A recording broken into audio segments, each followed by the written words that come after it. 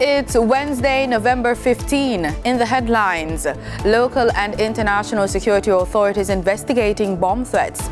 Trauma response protocol enacted in schools following spate of bomb threats. In business news, NCB concludes separation with former CEO and deputy CEO. Regionally, African businesses eager to invest in Guyana's oil sector. And internationally, China's President Xi Jinping arrives in the U.S. ahead of a summit with Joe Biden. In sports, Jamaican gymnast second in Belgium Cup. This is the news on PBC Jamaica. I'm Simone Absalom Gale.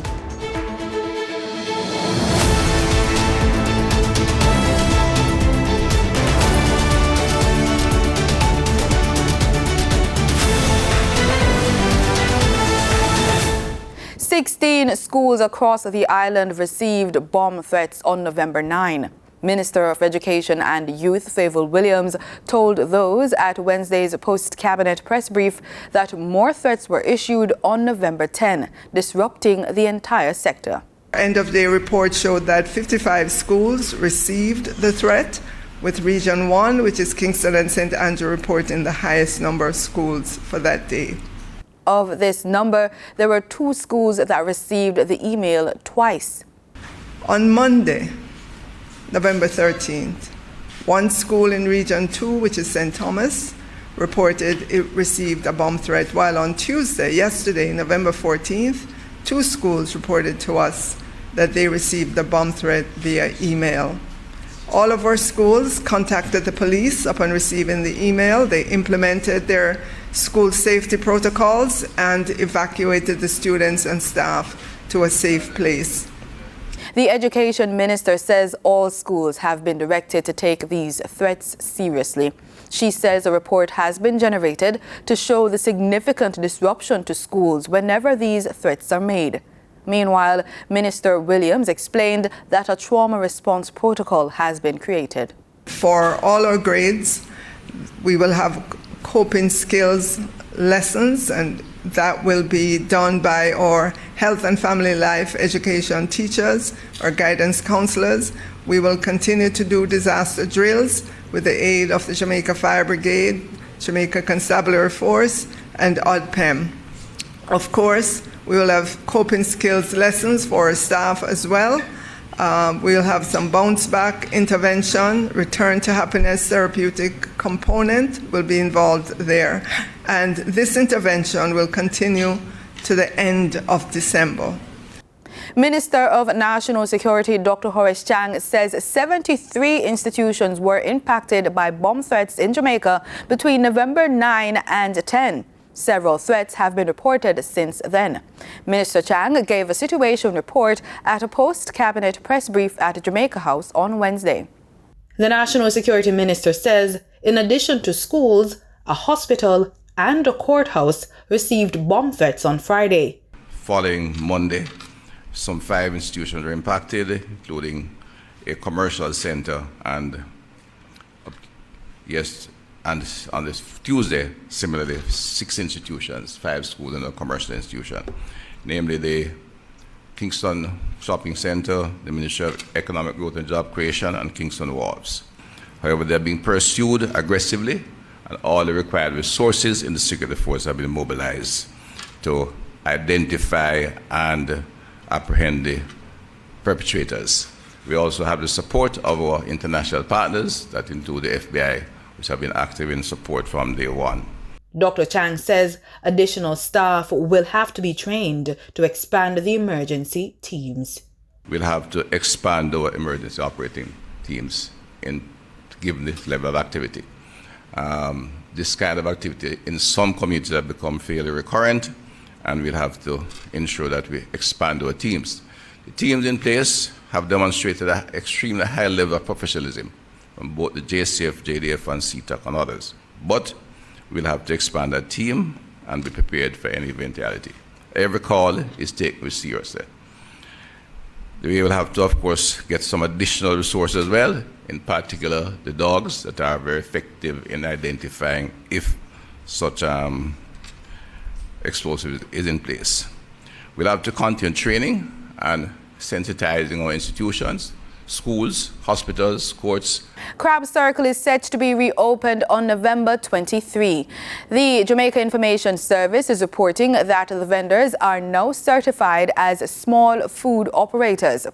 Chief Executive Officer of the Kingston and St. Andrew Municipal Corporation, Robert Hill, told JIS News that the vendors were trained and certified in partnership with the Heart NSTA Trust. Mr. Hill says this was a 5-day training program for the 12 vendors who were there, devoid of two, and they have been properly trained and now certified. The CEO says that though this initial round of training was specifically for vendors at Hero Circle, the program will be extended to other vendors in the corporate area.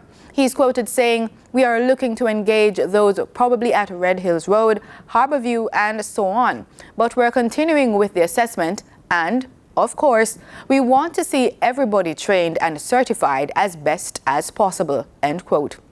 Crab Circle, located at National Hero Circle in Kingston, was closed down following the circulation of a video showing a female vendor engaged in an unsanitary act inside one of the stalls. Neville Limited had made a significant and commendable investment in rehabilitating the stalls. However, there was no sanitary convenience in the place. This has been corrected following the incident. Jamaica will host Trimble Day in the Caribbean for the first time on Thursday, November 16, and Jamaicans are invited to register and participate in the day's activities. Trimble Day will be held at the Courtyard by Marriott in New Kingston starting at 9 a.m. Acting Principal Director at the National Spatial Data Management Branch says Trimble is an international technology firm delivering solutions that enable companies and organizations to operate more efficiently and improve productivity, quality, safety, transparency, and sustainability. She was speaking at a recent JIS think tank. We look forward to hearing from the Trimble representatives who will be journeying to Jamaica, because all the representatives will be journeying to Jamaica with respect to being able to share with our local geospatial sector, and also persons from other Caribbean countries will also be journeying to Jamaica for the event to then share what Trimble is doing globally, but also what Trimble is doing regionally in the Caribbean and in particular in Jamaica. Ms. Lloyd added that Trimble Day will also highlight the use of digital transformation in several sectors. In particular for geodetic and cadastral and forensic areas of our sector, different from how it is that Trimble is advancing positioning with respect to the geodetic network for the future. Also, looking at how it is that geospatial technologies are driving the work with respect to the construction sector globally, regionally, and also in Jamaica to facilitate a connected digital construction technology to build faster, cheaper, greener, and safer buildings and construction infrastructure. Trimble is also key with respect to promoting the use of geospatial technology in the area of agriculture, and so they'll be also showcasing that, maximizing input efficiency, productivity, and agricultural profitability with respect to the use of geospatial technologies. The event is being held as part of activities to observe Geographic Information Week. For information on how to register for Trimble Day, contact the National Spatial Data Management Branch by calling 876-630-1850. That's 876-630-1850. Renowned Jamaican graphic artist Neville Garrick passed away on Tuesday night. In a release, his family said that the 73-year-old died peacefully following a brief battle with cancer. Garrick was best known for his iconic designs of several Bob Marley album covers in the 1970s and for his work on reggae Sunsplash in the 1980s. Garrick's 50-year art career in the areas of music album covers, poster, and stage art is renowned. He's worked with dozens of artists, including Jimmy Cliff, Peter Tosh, Bunny Wailer, Burning Spear, The Wailers, and Steel Pulse. We end the local segment with a weather report. Jamaica's Meteorological Service says a trough and low-level jet stream across Jamaica will cause an increase in rainfall across sections of most parishes this week. This afternoon, Cloudy conditions are forecast with showers and thunderstorms across sections of most parishes. It will be windy along coastal areas. Tonight should be cloudy with showers and thunderstorms across sections of most parishes. Windy conditions will continue along coastal areas. Maximum temperature expected for Kingston today, 34 degrees Celsius. Maximum temperature expected for Montego Bay today, 33 degrees Celsius. In the 3-day forecast, Thursday and Friday, expect mostly cloudy conditions and widespread showers and thunderstorms, especially in central and eastern parishes. Additionally, windy conditions are expected. Time now for the business report with Danita Rodney.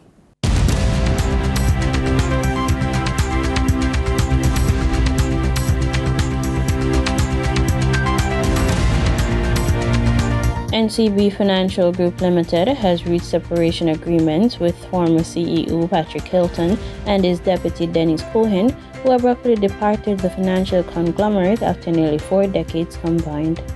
Reports are the banking group has indicated that the related separation arrangements include cash payments and arrangements for the allotment of shares. The group notes that the cost of the separation agreement will have a material impact on the performance of the company, primarily in the fourth quarter of the 2023 financial year, which ended in September. Now for your market updates. In foreign exchange trading for Tuesday, November 14, the US dollar sold for an average of $156.67. The Canadian dollar ended trading at $114.36. The pound sterling traded for $194.86 and the euro sold for $170.09. In JSE trading, the JSE index declined by over 851 points. The junior market index declined by over 18 points. The combined market index declined by over 959 points, and the All Jamaican Composite Index declined by over 728 points.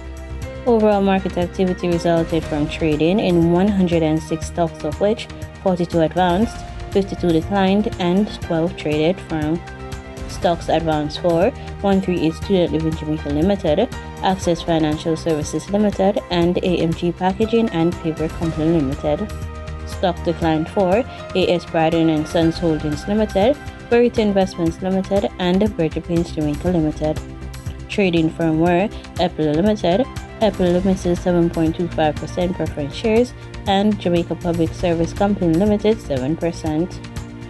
The overall volume leaders were Trans-Jamaican Highway Limited 8% with over 100 million units, Express Catering Limited with over 5 million units, and Trans-Jamaican Highway Limited with over 1 million units. In regional stocks, in Trinidad and Tobago, Calypso Macro Index Fund was the only active security posting a volume of 22 shares. On the Barbados Stock Exchange, Goddard Enterprises Limited was the volume leader with over 9,000 shares. They were followed by Epic Caribbean Property Fund, Value Fund, and Insurance Corporation of Barbados Limited, which traded 5,500 shares respectively. In regional business, potential African investors have been given insight into ongoing development work in Barbados, including planned hotel projects slated for the island. CEO of Invest Barbados, Kian Greenwich, told those attending the ongoing intra-African trade fair that the island is ripe for investment. As Barbados looks to diversify its economy, we look to other sectors other than tourism, though we still make sure that we invest, keep our tourism product up. But we are looking at a number of other sectors out there in terms of investment. Kevin's presentation will aim to give you an insight of an overview of Barbados, how we stand in terms of certain rankings, what are our main sectors for investment, and some of our achievements and growth trajectory over the past few years and into the future. We've had 10 quarters of strong economic growth. The economy today is larger than it was pre-COVID, both in real and nominal terms. Okay? We're open for business. The most important thing about this growth too, not only are we larger, we grew for the first 9 months by 4.3%. That's on top of the 9 months last year, 17. But not only we larger, if you look at this one here, and you check just this bar here, you will see they're all above these 0 lines, so all sectors are growing. We are firing on all cylinders, which argues well for investment. In international business, Wall Street posted their biggest daily percentage gains since April 27, as softer than expected inflation data supported the view that the Federal Reserve may be done raising interest rates. The Dow jumped 1.4%, the S&P 500 added 1.9%, and the Nasdaq soared nearly 2.4%. Data from the Labor Department showed the smallest rise in underlying inflation in 2 years, with no month-to-month uptick for consumer prices. But Lisa Erickson, head of Public Markets Group at U.S. Bank Wealth Management, says that while the Fed may feel a, quote, sense of relief, the battle over inflation may still not be over. If you look at today's number, while very positive both in the core and headline numbers in terms of price pressures, you also see that the absolute numbers were still higher than the Fed's 2% target, around 4% for core and still in the 3s for headline. And so there still is some way to go. So again, a positive report in terms of potentially making the pause in the Fed rate rises come a little bit sooner, but not conclusive. Among individual movers, shares of Snap jumped 7.5%, following news that Amazon will allow Snapchat users in the U.S. to buy some products listed on the e-commerce company directly from the social media app. Home Depot gained nearly 5.5% after the home improvement chain beat quarterly profit estimates. Also outperforming the broader market were shares of Tesla, which jumped more than 6%. The small-cap Russell 2000 index and rate-sensitive S&P 500 real estate sector both added more than 5%, while the utility sector rose nearly 4%. All three registered their biggest daily percentage increases in a year. In market data for oil prices dipped on Wednesday amid signs the United States, the world's biggest oil producer, is at peak production, offsetting positive crude demand signals from top consumer China. Brent futures were down 25 cents to $82.18 a barrel, while West Texas Intermediate crude was down 32 cents to $77.94. And that was the business report on PBCJ. I'm Danita Rodney. In regional news, like other businesses from various regions around the world, African businesses are eager to invest in Guyana's oil sector and other industries. And the African Export-Import Bank is eager to facilitate those investments. That's a word from Acting Chief Operating Officer of the bank's Caribbean office. The COO sat down for an exclusive interview with the newsroom recently. And it's our desire to see that the connection, which is the intention for most of the people that came, gets to happen. That people will now get to come here more often. People will have to create connections which are long-lasting between private sector here in Guyana, private sector in Africa, but with a Exim Bank on the background to provide significant support. What they have seen, of course, is the fact that there's oil discovered in Guyana. And one of the messages I pass across is to say, sometimes you might not need to reinvent the wheel. All you need to say is, where have these things happened successfully in the past? And what can I learn from it?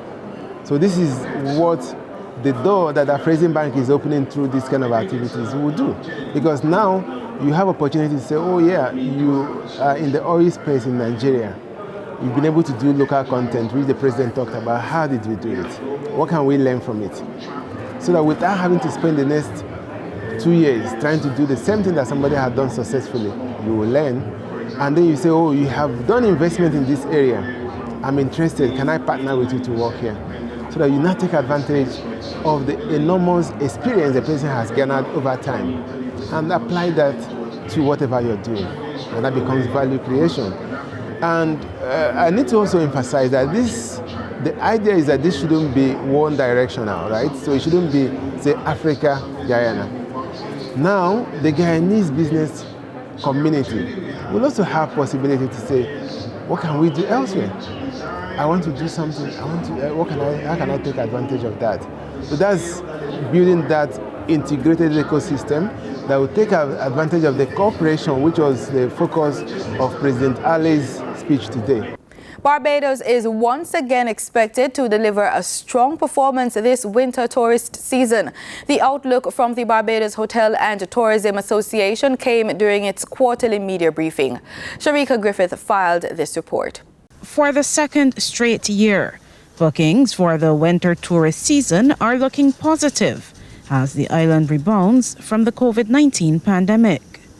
Business on the books, as reported by a significant sample of our members, is for November, 73%, December, 70%, January next year, 63%, February, 62%, March, 50%, and April, 35%. And I remind you, this is business on the books, not projections. Compared to our projections or business on the books for the same period last year, which were November 75%, December 2022 67%, January 23 66%, February 23 72%, and March 55 and April 37 respectively. So just to compare, we were slightly ahead in some months last year, slightly behind in some months, but we're looking at, we believe, is going to be an overall similar performance for this winter. We're expecting a strong winter. BHTA Chairman Renee Coppin also touched on the critical matter of airlift. Overall for 2023, Barbados is trailing behind 2019 levels by more than 176,000 seats. But the BHTA head believes the island is trending in the right direction, particularly out of the United Kingdom for the current winter season. These increases from the UK are driven by four key factors. The first is that North Atlantic is committed to 5-time-a-week service from London Gatwick. The second, Virgin Atlantic going double daily from London Heathrow for January to March 2024. The third, a record amount of charter flights from London Gatwick, Manchester, Birmingham, and so on. And then the fourth is that British Airways is increasing Heathrow flights for April 2024. Significant progress is also being reported in improving airlift within Latin America and the Caribbean, due in large part to a huge increase in inter-Caribbean flights, Virgin Atlantic's regional flights from Barbados, Copa from Panama, which will go to 4 flights a week from January, and also the newly introduced Cayman Airways service. The 2023-2024 cruise season has also started in earnest. Barbados is seeing ships arriving at 100% capacity.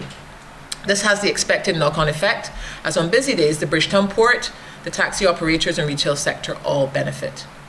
Areas such as Carlisle Bay Beach are buzz, with all the operators and establishments reporting strong sales. According to the Central Bank of Barbados, tourism continues to be the main driver of economic growth.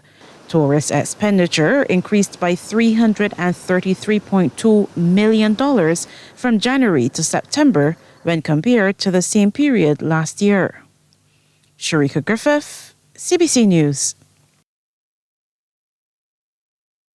Persons in the creative industry and producers of St. Kitts and Nevis will soon get guidance on how to monetize their talent, products and services through the assistance of the World Intellectual Property Organization based in Geneva, Switzerland. SKN Newsline has the details. Officials of WIPO were in the Federation for a regional meeting of heads of intellectual property and ministers with responsibility for IPs. The occasion was the 11th meeting of Caribbean heads of intellectual property. According to Attorney General Garth Wilkin, WIPO will partner with St. Kitts and Nevis to implement a project that would enable creatives and others in the Federation to make money from their work. St. Kitts and Nevis is the first in the world for WIPO to launch an IP and sports project where WIPO will engage consultants and meet with the Ministry of Sport and all of the stakeholders in sports teams, athletes, etc., to develop a strategy that can actually allow our sportsmen and women to monetize their talent. That we are trying to get with WIPO, who have the expertise and the funding to be able to help our people to then monetize their innovation, their talent, and their skills. So that is the macro level result of the meeting. And as the Director General said, great impact on me. We don't want these meetings just to be talk shops. We want there to be actual results. The minister responsible for sport and the creative economy was there. The Prime Minister was there. So they saw that St. Kitts and Nevis is serious about diversifying our economy by empowering our people economically. And when we have meetings like that, and we have the most senior people, the Director General, the Deputy Director General, the Regional Director for Caribbean and Latin America, the Caribbean Director, Ministers of IP, Permanent Secretaries of IP, Heads of IP, all come into St. Kitts and Nevis and see how serious we are by the participation of the leader of our government and the minister responsible for that area. They were very happy to say that they're willing to collaborate with us to make it a reality for our people to then monetize their products. When implemented, it is believed that the results would be of significant benefit in building out the creative industry sector, as well as support to other sectors. Glenn Bart reporting for SK Newsline. In international news, Chinese President Xi Jinping is in San Francisco, where he will attend the Asia-Pacific Economic Cooperation Summit and meet with U.S. President Joe Biden. Washington says its imperative competition does not veer into conflict, and it's hoped the meeting between the leaders will ease diplomatic tensions between the world's largest economies. Al Jazeera's Katrina Yu reports. Xi Jinping was a minor Communist Party official when he first visited San Francisco in 1985. He now returns as Chinese president and will meet US leader Joe Biden in their first face-to-face encounter in a year. Taking place on the sidelines of the APEC summit, it's hoped this meeting will reduce rising tensions between the two world powers.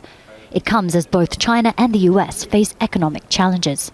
Both sides have a tremendous amount at stake. And it is better for them to have economic cooperation, even if it's limited, than it is for them to, on both sides, not only have uncertainties within their economies, but creating uncertainties in the global economy. Washington says the two countries are interdependent, but that hasn't stopped it from moving to de-risk when it comes to trade with China. It's called on US allies to do the same. The Biden administration has also blocked Beijing's access to crucial semiconductor chips and equipment, and sanctioned Chinese technology firms for national security reasons. In the Asia-Pacific, the US opposes China's militarization of the South China Sea, disputed territory claimed by Beijing, as well as pressure it puts on Taiwan, a self-governed island allied with Washington. On the global stage, China has been wanting to play a bigger role, strengthening ties with Russia despite condemnation from the West for its invasion of Ukraine, and calling for an immediate ceasefire in the Gaza Strip, both positions opposed by the US. While the Xi-Biden meeting is a key step towards improving US-China relations, analysts say that geopolitical rivalry is here to stay. So what can be achieved? Both sides are keeping expectations low, but there are opportunities for cooperation. A new climate change working group has been announced, and Washington says it's keen to reopen lines of military communication, lines cut off by Beijing last August when former US House Speaker Nancy Pelosi visited Taiwan. The two leaders are also expected to discuss stemming the tide of fentanyl to the US and the regulation of artificial intelligence in drone weaponry. Katrina Yu, Al Jazeera, Beijing. In sports, national gymnast Taisha Mattis is happy with her performance at the Gympiz Gymnova Cup in Belgium on Sunday. Mattis competed on the uneven bars, and her point total of 12.867 placed her second behind Canadian Rose Wu, who totaled 13.667. She says her performance at the competition has rebuilt her confidence after the Pan American Games last month. An ankle injury sustained just before competing at the Pan Am Games caused her to finish 15th and 33rd there in the uneven bars and beams respectively, and forced her to forfeit the rest of her routine. And that's the news on PBCJ. You can follow us on our social media platforms at PBCJamaica. Thank you so much for watching.